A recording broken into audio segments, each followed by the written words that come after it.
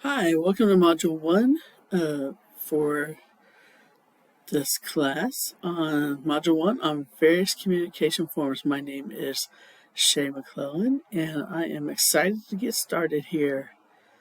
Just a little bit about me.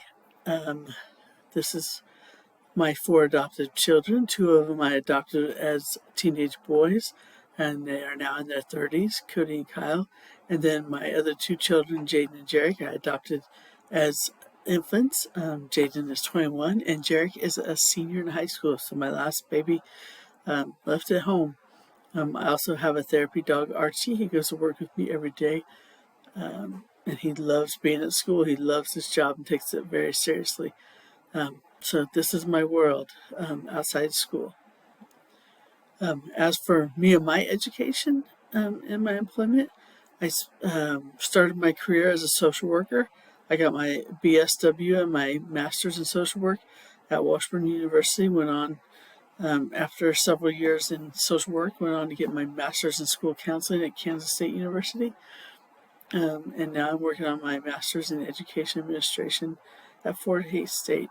I'm in my 16th year at Junction City Middle School as a school counselor. First 7 years I was there as a school social worker, and I'm in my 8th year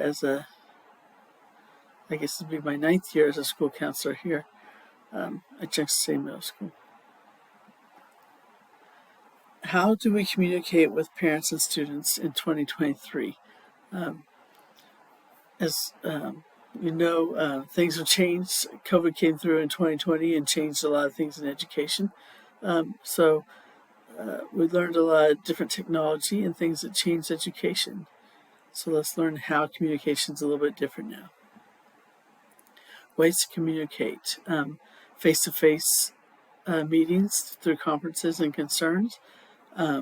Newsletters, sharing information. Social media, again, sharing information in a bigger realm.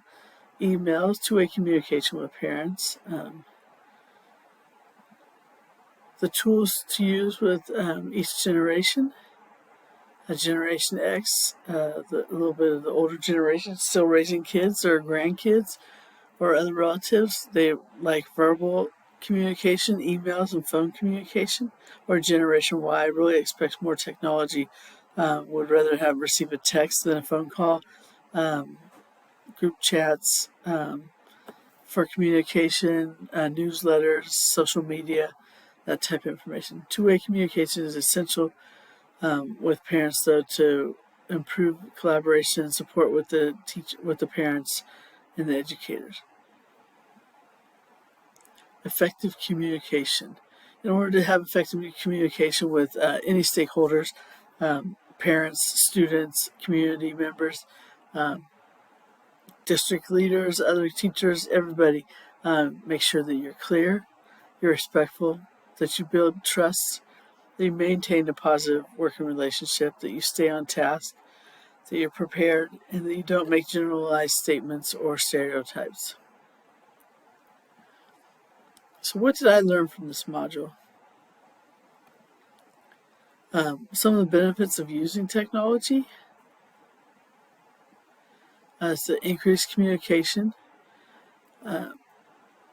reaching more stakeholders quickly, different types of social media. You can get great information out there quickly and to lots more people. That improves the school's and the district's image. If you got more information, or the more you share, the fewer questions you have. So if you can answer the parents' questions quicker, the less questions you have coming in.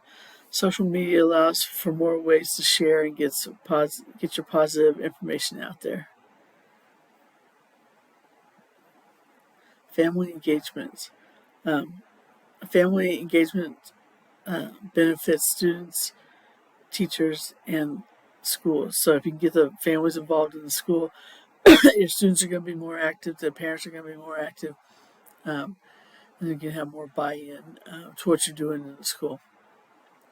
Technology communication should not replace your in-person communication, rather supplement it. So if you need to make a call to a parent, don't just settle for email the parents, but definitely make the call first. Technology better equips schools to inform stakeholders about events. So use that technology to get the word out to the community, but don't use it as your only means of communication. Building relationships. Celebrate the wins. Don't only focus on the negatives or the behaviors when it comes to students or things going on in the school. Personalized communication. Prioritize listening and listen to hear. Don't just listen to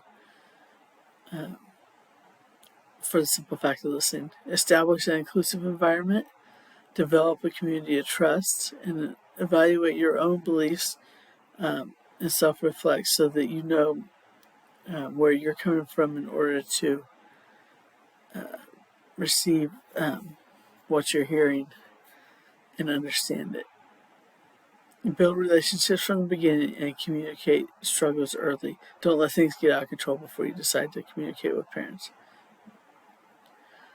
Tools I currently use in my job, definitely face-to-face conversations and phone conversations, I believe, and reaching out to parents and including them as a team member.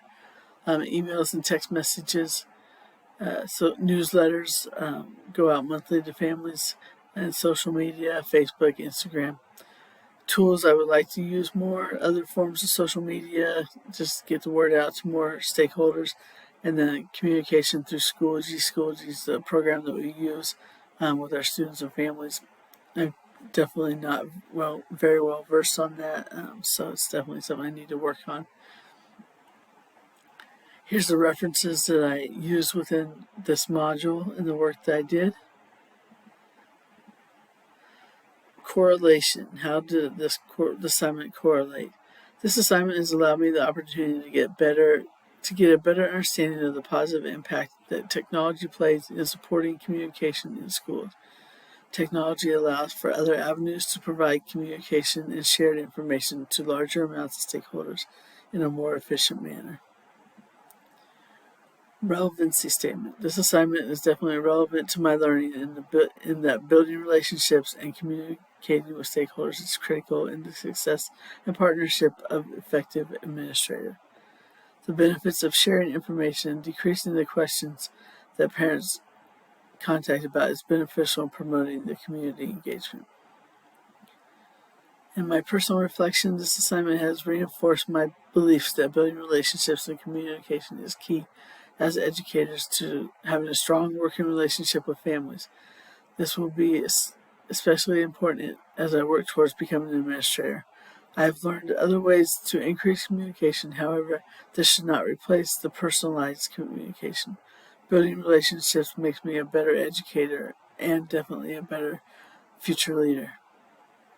I appreciate your time in this watching this presentation, and I look forward to learning more about you through this class. Have a great day.